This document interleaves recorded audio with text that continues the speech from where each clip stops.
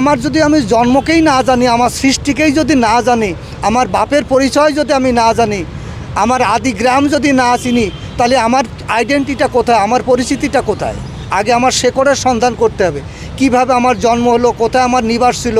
এখন আমি ঢাকাতে আছি, কিন্তু আমার গ্রাম তো আছে একটা।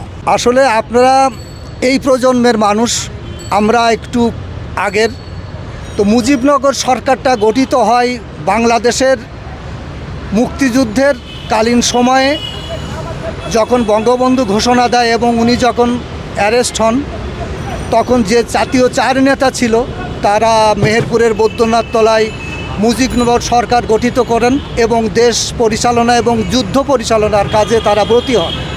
মুজিবনগর সরকার যদি সেই সময় গঠন না হতো, আমরা বহির্বিশ্ব থেকে কোনো রকম সহযোগিতা বা অন্যান্য যে কূটনৈতিক সম্পর্ক সেটাও প্রসারিত হতো না।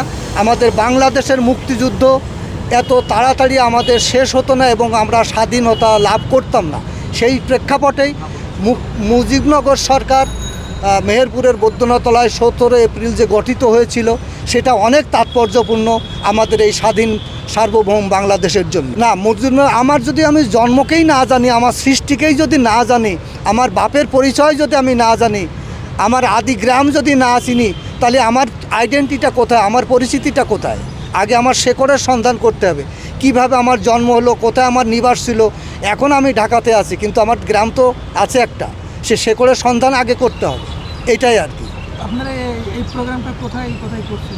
আমরা প্রোগ্রামটা সারা ঢাকা শহরব্যাপী করব, বিশেষ জায়গাতে, যেমন টিএসসি, এখন যাব মুক্তিযুদ্ধ মন্ত্রণালয়ের ওইদিকে, তারপরে যাব টিএসসি, তারপরে যাব বঙ্গবন্ধু 32 নম্বরে।